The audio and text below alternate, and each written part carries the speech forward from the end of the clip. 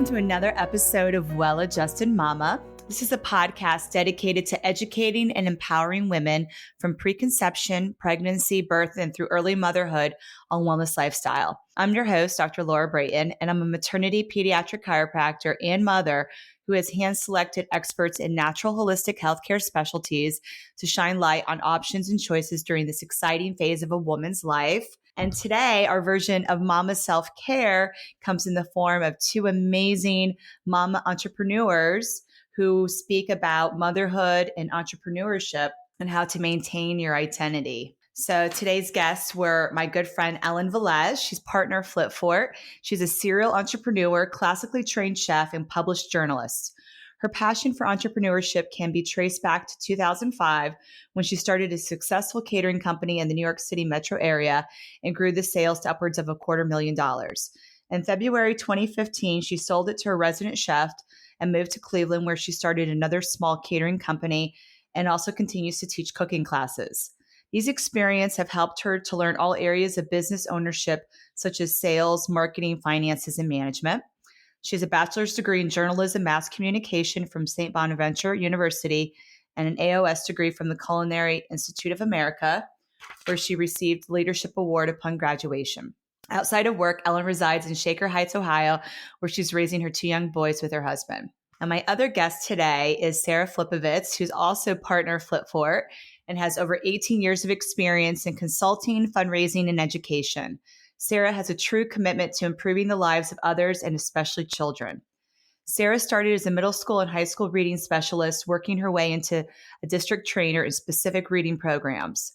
Her professional career as a reading specialist has allowed her to currently consult with school districts on identifying and implementing specific reading programs to meet their needs.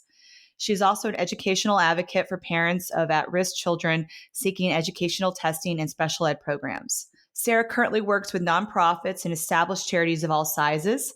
She's an active participant in the Feed My Starving Children's charity organization and board member at the University Hospital's Ride the Rainbow Foundation, and has led the fundraising events for the Akron City School District. She's a bachelor's degree in education with a minor in Spanish from Bonaventure University and a master's in education in reading and literacy from Boston College. Sarah continues educating herself through ongoing Harvard Teachers as Scholars program. Sarah resides in Hudson, Ohio, and enjoys spending time with her husband and two daughters. Hi, ladies. Welcome to the show. Very excited to have you on today. Thanks for having us. We're excited to be here. So today, listeners, we have the honor of having one of my best friends of 20 years, Ellen Velez, on, along with her business partner, Sarah Filipovitz. And we're going to talk about the topic of entrepreneurship and motherhood and kind of what that looks like as women, either having existing businesses going into motherhood or starting a new business from scratch. And kind of how we just do it and what that looks like and some of the highs and the lows in the whole process. So this is going to be a lot of fun.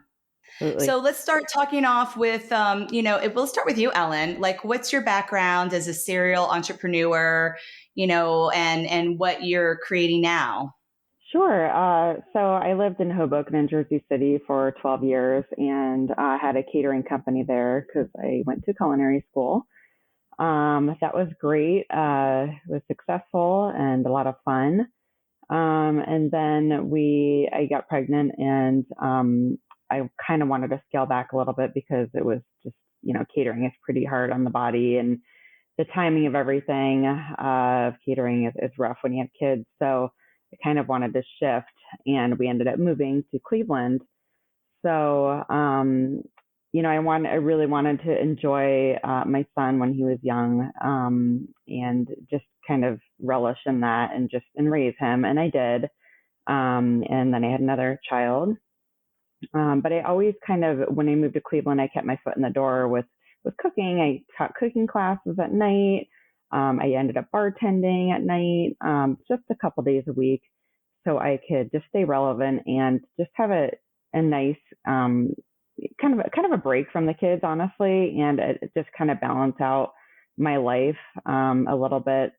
I didn't want to stop working completely because I just didn't want to be a full-time mom at home the whole time. I just thought there was, just working was really important for me to do. So, yeah. And so what did that look like, trying to figure out that balance of scaling back your business? Financially, I feel like we kind of took a hit, obviously.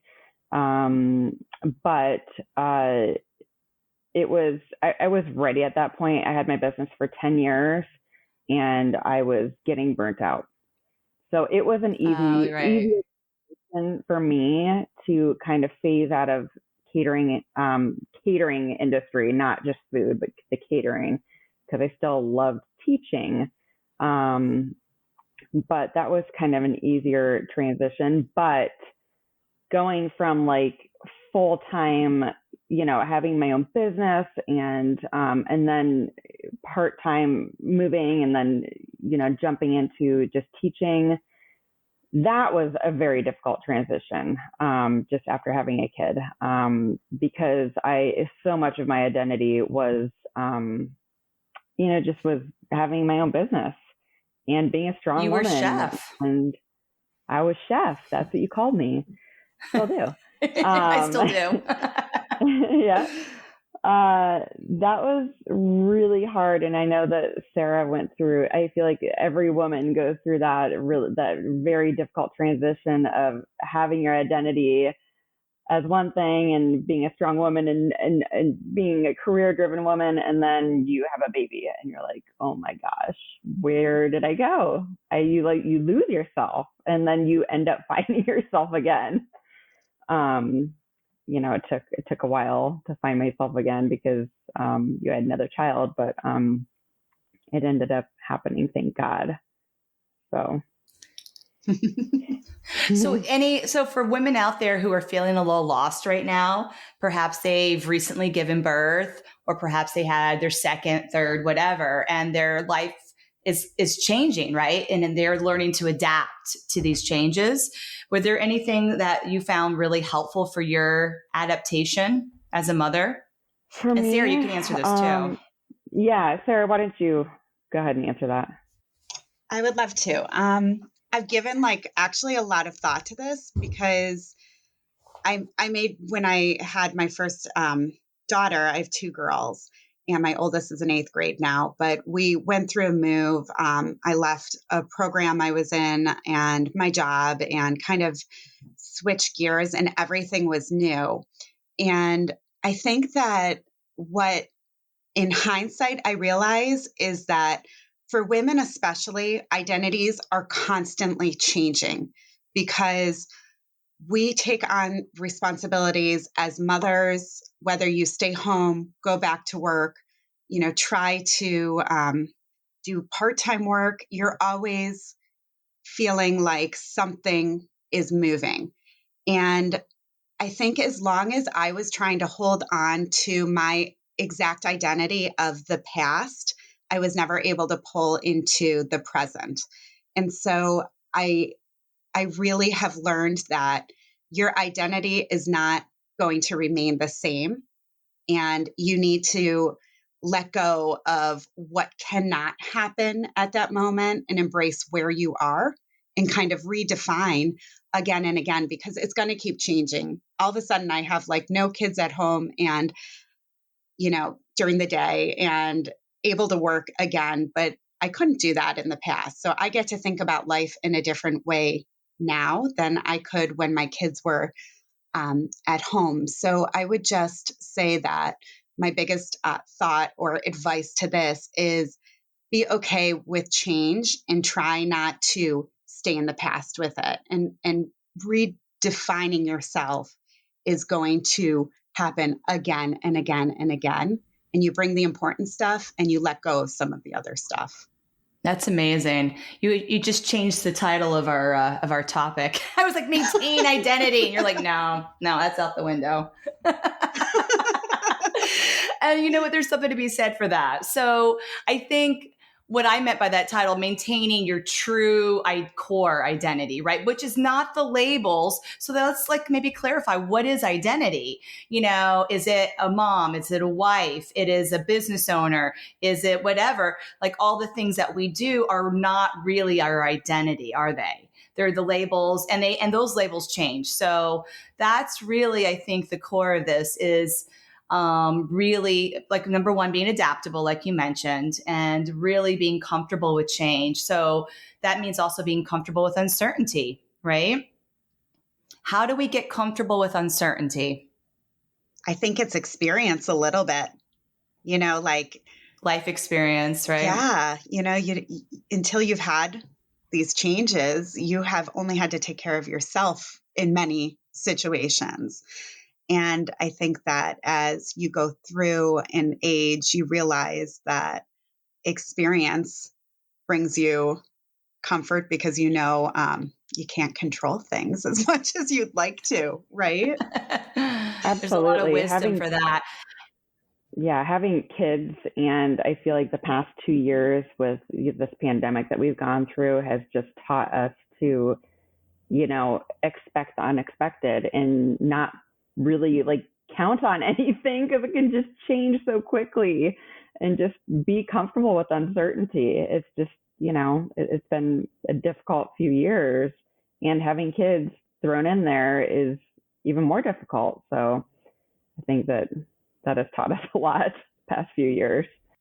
Yeah, there's a lot to learn. And sometimes it's like very intense during the process, right? And, but when you come out on the other side, it's like, wow, once you go through that and you ideally learn the lessons, then you can apply them and it's a lot less painful in the future. Mm-hmm.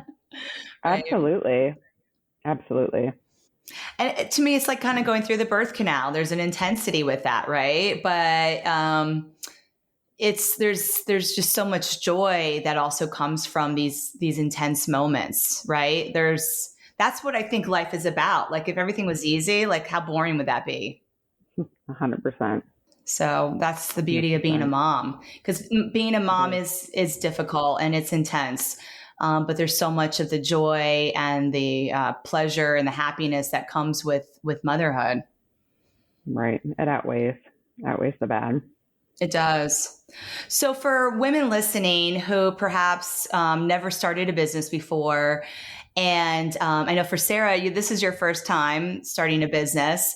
Let's talk about like, number one, how you guys, like what your business is that you've been, that you're creating, and kind of how you came together as business partners, which I think is also something that you'll see with mothers, right? Because you're not wanting to work 80 hours a week. So when you partner up with the right woman who's also a mother and you can share the load, there's a lot to be said for that, not having to do it all yourself. 100%. 100%. This wouldn't be a business if we weren't together. Honestly, there's no way that one of us could take in this on ourselves. So I'll tell you about kind of the backstory a little bit, quick backstory, and then the product itself. So it was 4 years ago that I came up with the idea during a road trip up to the Cape. So we live in Ohio and we're driving to Cape Cod, 12-hour trip with a 1.5-year-old and a 3-year-old. And, the 1.5-year-old slept for like 30 minutes the whole trip, and the 3-year-old didn't sleep at all. So I was trying to finagle, like putting a blanket over the, like attaching a blanket to the headrest of the car in the back seat, so we could kind of just block him from distractions and sun. And he kept pulling it down. I'm like, oh my gosh, this is so frustrating. And there's crying and binky throwing and toy throwing and food everywhere. And I'm like, there has to be something to to cover him so he can just rest and sleep. And so I started like looking online. I'm like, there is nothing, there are these shades that you can put on the windows, but those always fall down and it doesn't block distractions. It just blocks direct sunlight. So came home, and another mom, I knew that she sewed. So I'm like, do you think you could kind of come up with a prototype for me to see if this thing could work? So she came up with a prototype and, a couple of them. And I'm like, okay, I think this could work. And I'm like, I need help with this though. Like I need like a good friend, and Sarah just immediately came to mind. So, cause Sarah is known for being a bull. She just gets it done. She just puts her head down and gets it done no matter what. So anyway, so I called her and I told her about my idea, and she's like, give me 24 hours. So she called me the next day. Wow. She's like, I yeah, she's like, I think this is a good idea and I want to be involved. And I was like, yes. So anyway, from then on, Sarah kind of took it by the horns really. And, we worked together beautifully.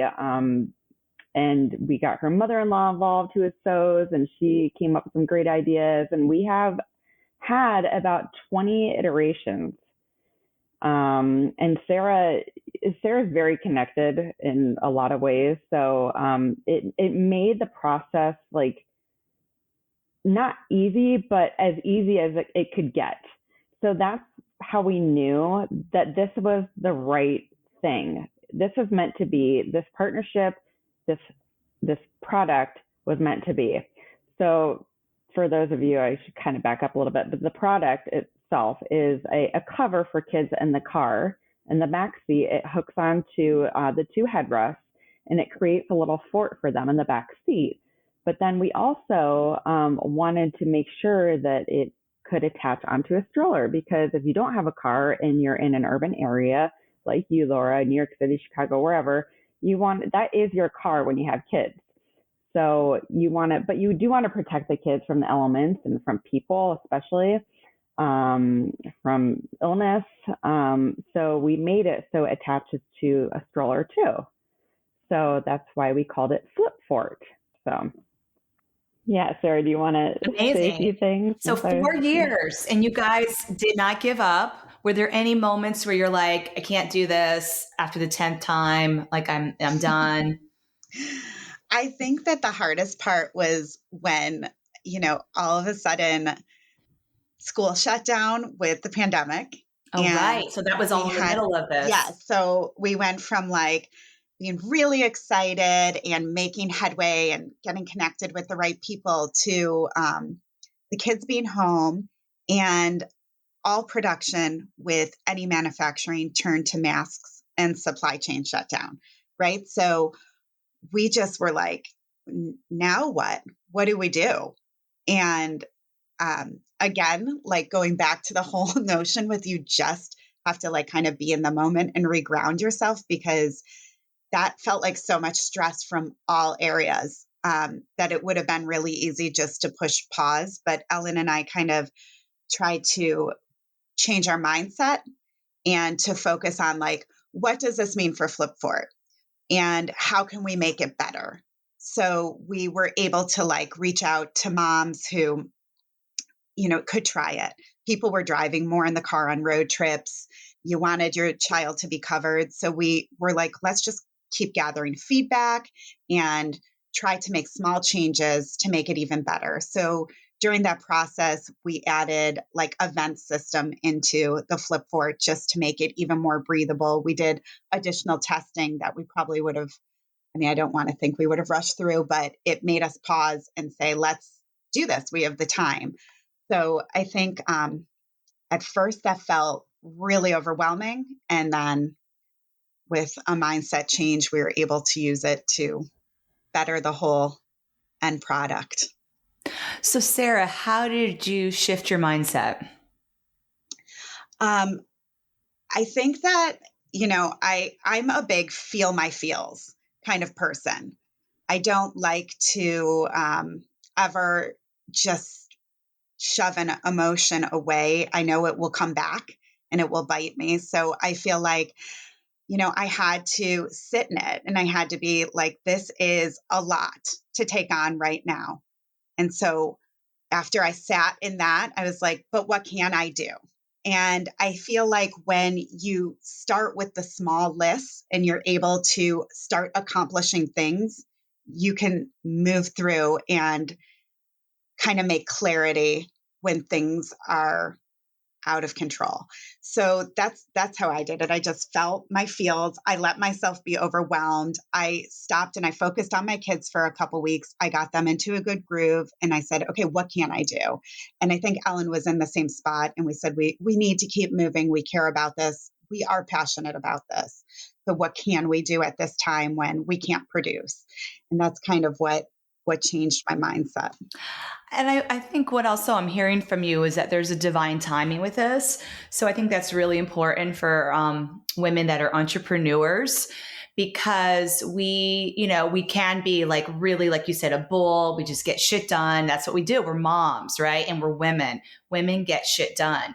But there is a divine timing where if you just try to plow through, that's not always the answer either. And there's a time to be like, I need to focus on my kids, or I need to focus on my health, or I need to focus on another area of my life.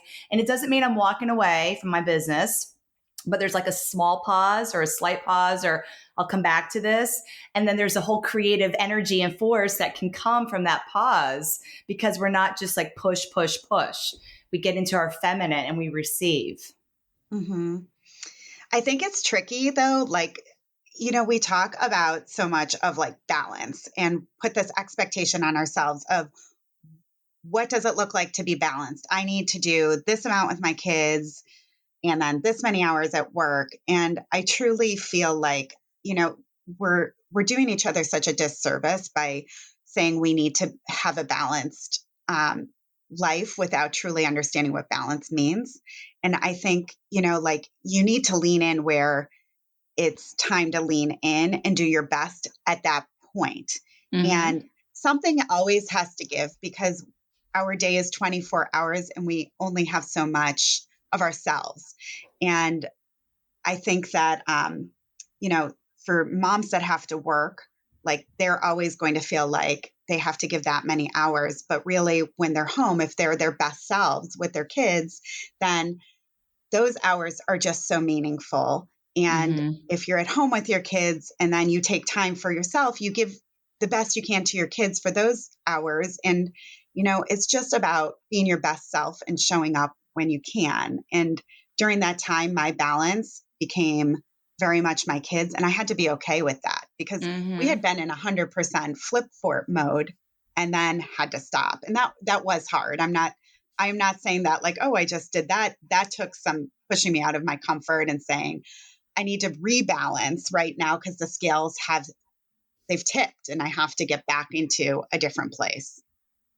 It was just really being mindful of what your present state was, right? And like you said, you weren't living in the past of like, this is what worked prior, because your whole world was changed with the pandemic. And essentially you were almost homeschooling, correct? With the kids home virtual. And I think it did help that it wasn't just us going through that change. It was the entire world, right. The entire world was in that boat, so you could commiserate with your girlfriends and, our college friends and with each other and just say, yeah, this stinks. This is really difficult, but it's not forever. And, we'll just focus on kids for now. And then, still think about FlipFort, and just, it gave us time to really perfect it, which was amazing. That was really kind of the, yeah. If we didn't have that was time the to beauty pause, of it. Yeah. Yeah. If we didn't have that time to pause, then we wouldn't have perfected it, honestly, because it has taken a very long time. And, not only with COVID, but like, any changes that we made, took a long time. And then we were having them produced overseas, and with different countries shutting down for COVID still, it just delayed it a lot. But, we had to be okay with that if we wanted it to be successful. And we would already put in so much time and effort and money and just not only that, but just that we feel so strongly about the product, and we know it will help moms and dads and parents. We know it's going to make a difference in people's lives. It's going to make their lives easier, which is awesome. That is awesome. It's going to make a difference, and it works. That's the thing. We've tested it, and it actually works. So we had a drive to keep going because of those reasons. Yeah. So what I'm hearing is, number one, it gave you a lot of purpose, right? To work on this business. And I think that's also really important when you're starting a business. You can do anything you want, right? You're not working for the man 9 to 5. You Right. can do whatever fills you up.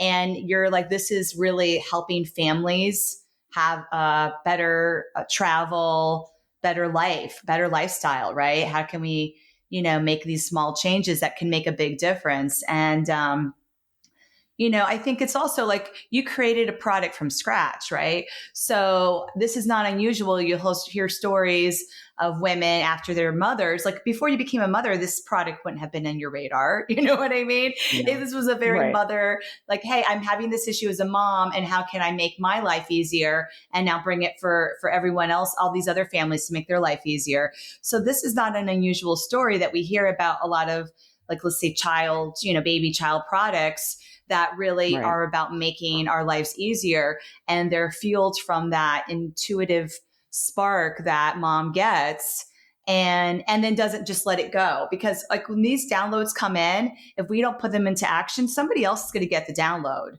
right? That download is ready to be brought into the world. And here it is. Yeah. And, we worked on this. My kids were home. Both of my kids were home when I came up with this idea. So, Sarah would always come to my house and, I'd put a show on for the kids, or they'd be playing, and we'd try to get work done. And it was crazy. It was insane.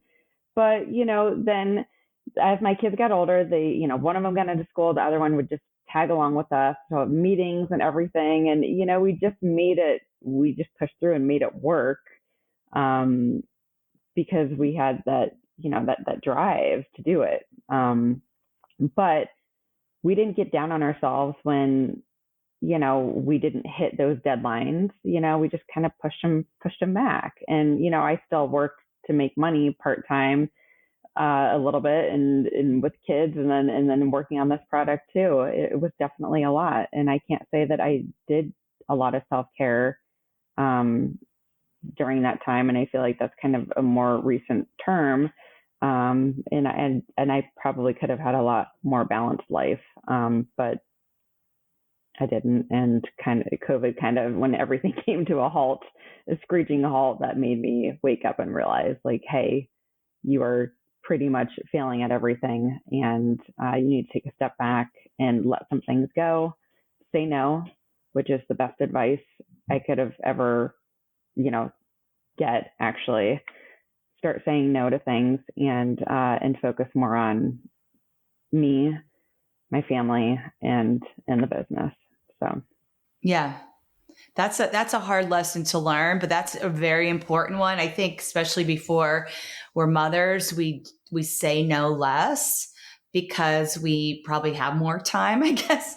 I used to think I was so busy before I had a child, and then I'm like, what was I thinking? Right. So it's a good awareness about, wow. Yeah. And you're trying to prove yourself too. And what? Before you have kids, you're trying to prove yourself too in your workplace and career, and you say yes to everything. Right. So there's a time and a place, I guess, to say yes more, but certainly when your kids are young. And for me, the pandemic also really helped me cut things out of my life that were really no longer serving me, and kind of goes back to what Sarah was saying. It was like, that's what I've been doing for years. So I was just like doing what I did, as opposed to really being conscious, being like, well, do I want to put that on my calendar? And when it was taken off my calendar, then I could be very deliberate about what I added back in, which was such a blessing. Yeah, when we're talking about self-care, I was lucky enough to take this class. It was called Boss Mama. And the first day. What a great name. I know, right? It was a good experience. I'm like, Ellen, you need to be on their next cohort because we are not taking care of ourselves. But the first question that was asked to me is, what brings you joy? And I sat there and I'm like, what brings me joy? I want to say like what comes out of your mouth, your kids, right? Your husband, of all these things bring me joy, but that's not truly what the question was asking on an individual level. Like, what brings you joy? And it took me a while to really think about and have a good answer. And I thought, isn't that so sad? Like, I can't just say, this is what I'm doing for myself that brings me joy. And that was a big wake-up call for me as far as self-care. I had spent so much time saying yes and being a doer that I forgot to say yes to myself. And it's not the time consuming things that bring me joy. It's waking up a little bit early and having a cup of coffee alone in my family room and taking a minute to like read or watch the news in peace. It was, taking a walk to have meditation or add yoga back in. But sometimes you don't even have time for stuff like adding another exercise class or an exercise class in, but you do have time for little things if you stop and you think of what are those little things that bring joy. So that was like a really pivotal point for me in motherhood and with this business, is that I stopped taking care of not just when we think self-care, like getting up and doing your hair and working out, but like the joy parts, right? Like that's really self-care, is making time for what brings you joy. Definitely. So yeah, that's so well said. And I think that's really important for us to be. It's about being conscious and mindful of how we spend our days, because what you're mentioning, like that in that morning time, that's quiet, it's meditative, it's peaceful. Everyone else in your house is still asleep. You could be scrolling through social media, but is that really going to bring you joy? For me, it definitely would not. Nope. So, you know what I mean? Like that's like really, but it's the same amount of time, right? And we talked about, we all have the 24 hours. We all have the same amount of time. How do we want to use our time? How do we want to be conscious and deliberate about how we schedule our time? And if we're saying yes to something that's not bringing us joy, then maybe we don't need to say yes to that anymore. Exactly. It's really hard though, especially for new moms, right? You're just trying to survive and get through the day, and you don't really have breaks because you have babies all day, all night. So that's where support comes in. Yeah. I recognize how hard that time is, but those are where you lean into the little joys, but you have to acknowledge what they are to know how to lean into them. You do. Yeah. Ellen, what brings you joy? It's a good question. I have thought about this a lot too, because I did take the class Boss Mamas, which was phenomenal. Thank you, Sarah, for forcing me to do that, because it really took me out of my comfort zone and made me realize what does bring me joy. It is a little similar to Sarah's. Trying to fit in those little moments throughout the day, and just scheduling time for joy, like going for a hike. I scheduled, I have a date tomorrow with a friend to go for a hike in the morning, and I'm going to take an hour and a half out of my day to go for a hike, because that brings me joy. Being outside brings me joy no matter what the weather. I mean, unless it's sleeting, I don't really like being outside then, but, being outside brings me joy. Just sitting with a cup of coffee, we had a fire last night. We sat on the couch and talked, my husband and I, and had a fire in the fireplace, just those little things. And, of course, being with my kids, but those things just bring me personally joy. So.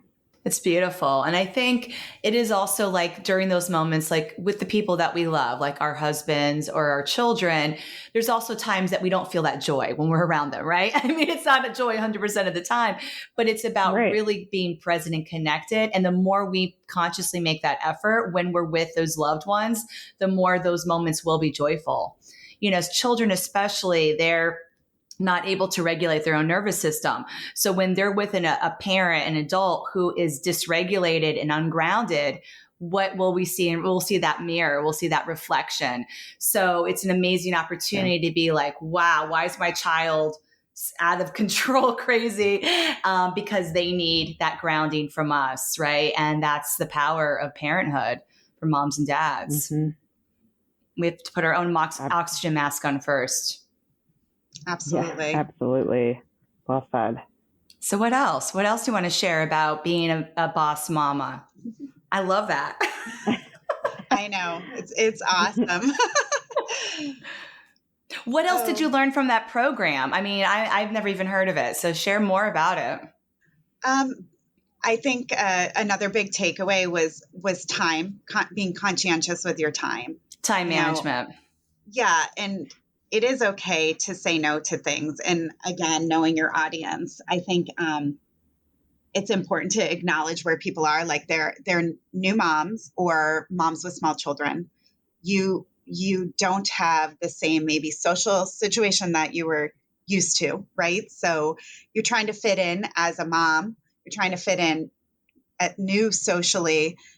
You need to show up for your partner. And all of these things are demanding on top of whatever else your deliverables are. So really, when you stretch all of that out, you need to look and say, okay, what's important to me and where does my happiness lie? And let go of the things that are just kind of noise. And I think that is really hard when you're starting out in parenthood, because really it is a lot of jockeying for where do I fit. But I think once you are able to itinerize maybe where your happiness is, what's important to you, you don't care about the fitting in as much, because what you're doing is filling your day with the things that are filling your soul and making you happy. You can be your best person, and you realize you don't need the things to fit in because you're fitting in with yourself. That's right. Mm-hmm. Yeah, that is really that self-love. That's what you just described, and being really comfortable with who you are. Right. Yeah. And I think, Ellen, you can talk to this more. It's really important too, to like bring in awareness to making sure that there's balance within your household and with your partner. And something we took through this, and Ellen and I have talked about a lot afterwards, is, it's exhausting being a mom. It's absolutely exhausting. And sometimes we just need to ask for help. And our partner receive it. Yeah, like our partner can't read our minds. And I'm really good, as Ellen said, bulldozing through things, and asking for help has been a learning experience. But my partner will do any kind of help I ask. It's just I can't expect it to be exactly my way. And I need to communicate what that is. And so that was something that I continue to work on, and that I really have been leaning into and appreciating what I'm getting back. That's so huge. Yes. Asking for help, being comfortable with receiving support, it's essential. Absolutely, Sarah. Thanks for bringing that up. I was going to bring that up as well. It is kind of out of my comfort zone. I think a lot of women to be open to accepting help and asking for it. But it's so important to do, just as well as saying no to things that don't bring you joy. Things just as little as, our whole day as moms, the mental load of our entire day is like overwhelming. It really is. It's just, there's so much stuff to do to keep up with school, kids' school, work, extracurricular activities, everything. It's exhausting. And even just like keeping our kids clothed, the kids grow so quickly, and you're like, oh crap, they don't have any jeans to wear anymore, they don't have a coat. So just like all of those extra things, I'm serious, like all of those extra things that we take on as a mom, you need to kind of just, ask for help with your partner. Hopefully you have a partner to help you. If you don't, then ask family members, or just unload whatever you can onto someone else. I asked my husband, like, okay, your job every morning is to unload the dishwasher. So that's kind of off my plate, and I'll ask him for help for everything now, because it's just overwhelming if you don't, as a mom. Yeah. And I think, like, don't be guilty, right? Like, it's so easy to put this, like, I didn't do enough, or I didn't do it well enough, on our shoulders. And that's something, as starting a business has been pivotal for me, because for a long time, I was the mom who would like organize and show up for the school parties, right? Like I was that mom, and someone will take the lead. But what I've realized is I don't want to be that mom. I want to send in the water bottles for the party right now, because that's where I am. And, my older daughter, I had more time available because I was at home and just, doing a little consulting. I don't have that time right now, but my younger daughter, is she having a great experience in school without me being there doing things? Absolutely. So I don't need to put this guilt on not showing up in that way that I created for myself, and It's so true. And guess what? That mom who is showing up, that could literally bring her joy, right? Like that's exactly. like we all get joy from different things. Mm-hmm. And so it's really just saying yes to what brings us joy. And there is good, fingers crossed, at least one mom in the class who's like, I want to be the class mom. Totally. God bless you. Yes. Here you go. I'm the class mom. And I was in the past. And it brings you joy. Yes. It does. Yeah. It did for me in the past, but it doesn't right now. And that's a good point, Sarah, too, is you can say yes at certain points of your life to that same job title. And then other times of your life, you say no. And maybe a few years from now, you want to say yes again. And that's okay. Exactly. You can change your mind. You can go back and forth. We can be fluid. We can be adaptable. This is what life is all about.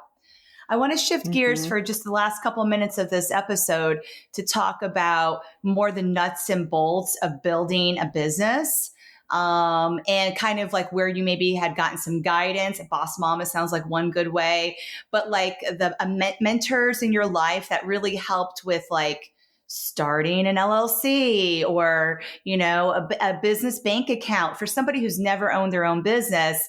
Like there's a lot that goes into it. And, so like, where did you learn how to do that?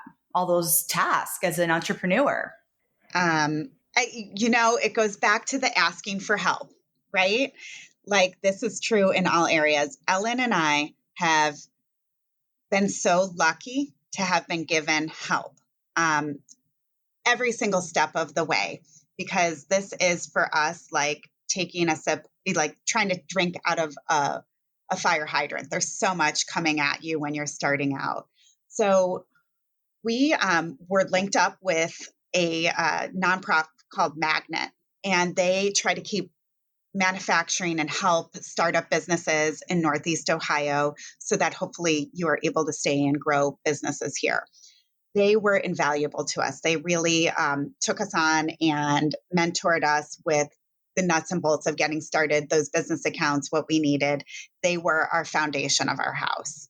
And those, whether it's Jumpstart, there's in every single city, there are resources available. And sometimes free, right? These resources can be free.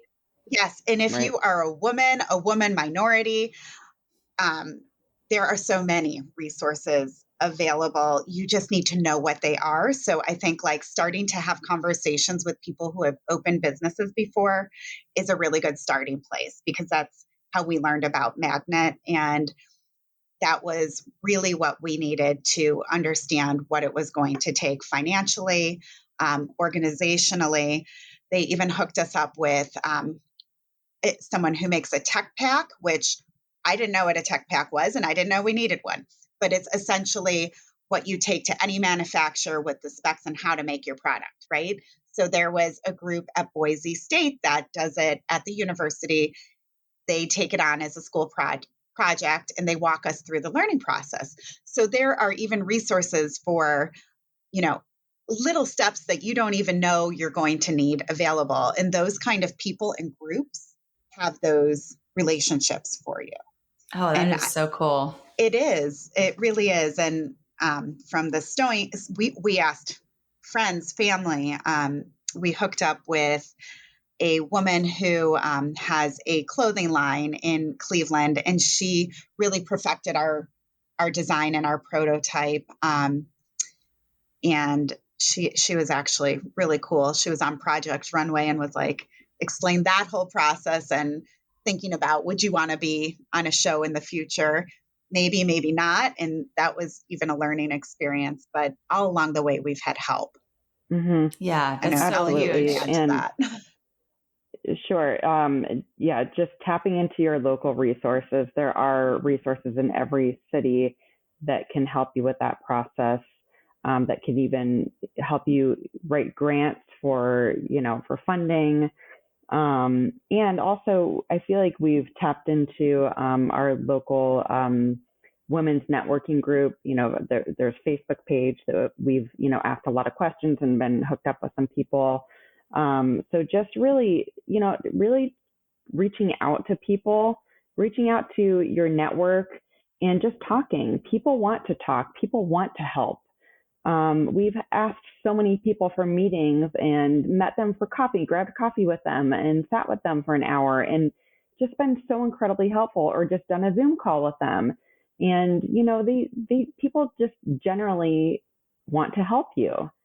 So don't be afraid to ask for help. And then, in turn, we've given other people some advice too. We just met with someone last week, and she has a product and she wanted to meet with us to talk about the patent process.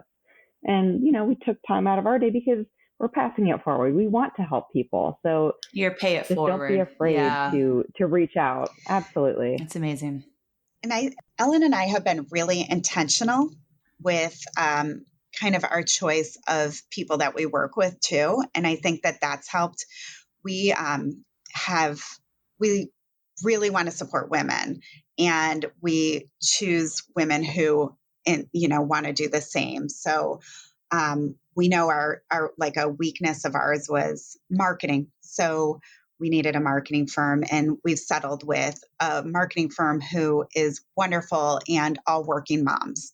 So they understand our product and who we are, and we understand that their life needs balance and that they honor that portion of their team. And it's a really good fit for us. As far as the manufacturing goes, we're working with a company, and the two leads on our product are also moms. And they are both so brilliant, but they have helped us every single step of the way. So we chose them very intentionally because, again, they understood where we're coming from, where we want to go, and the help that we need. So I think that's really important, because there's lots of people you can pay people to do anything, but you need to pay the right people and you need to ask the right people. And that's kind of how things get manifested, right? After they're in the universe, then you need to be intentional of how you grow it. And I think, Sarah, too, what you're saying is when you're really clear about what you want to create and manifest, the right people show up. It's not like, how do I find the right person? It's like you run into them at the coffee shop. You know what I mean? It's like so effortless. There's an ease and a grace to it that these people are showing up at your life at the right time to help you move forward. Yes. I mean, I'm a big believer in the universe. After you put it out there, if you listen and you follow it, it happens. You just need to be paying attention. That's right. That's right. Well, any last thoughts you want to share? Just take one day at a time, honestly. You young mamas, it's a hard journey. It's a hard journey, but take one day at a time and try to enjoy the little moments every single day. It goes by very quickly. Yeah. And I think believe in yourself and be really intentional with the way you do things and who you let in, and really good things and productive things await. And I think, like, if you don't know what your identity or who your identity is right now, know that it's coming. Just be listening for it. Well said. Absolutely. Well, ladies, thank you so much for coming on today. This was a lot of fun. Yeah. Thanks for having us. Today was such a fun episode to record with my good friend Ellen and her partner Sarah to talk about their business FlipFort and the work they're doing to help other moms have an easier life adjustment, because motherhood is hard. So we wanted to make sure to share that their business FlipFort is offering between now and the end of 2022 a 15% discount off of sales on their website at flipfort.com using the code WAMFF22. That's WAMFF22 to get 15% off your purchase at flipfort.com. And also, I wanted to share that these amazing women are donating a percentage of their sales to a charity that's near and dear to their heart called Charity, a foundation in Cleveland, Ohio that helps teens transition out of foster care system into adulthood. by supplying them with furniture for their new apartments. And what Sarah and Ellen brought to my attention is that a lot of these teens that are, 18 to 22 years old are also single mothers. So they're really needing support and help from those of us that can help. So if you want to learn more about that organization, go to www.chair-ity.org. That's chair, like you sit in, -iti.org to learn how you can help contribute to this amazing organization that's helping these young adults become successful in their lives. Have a great day.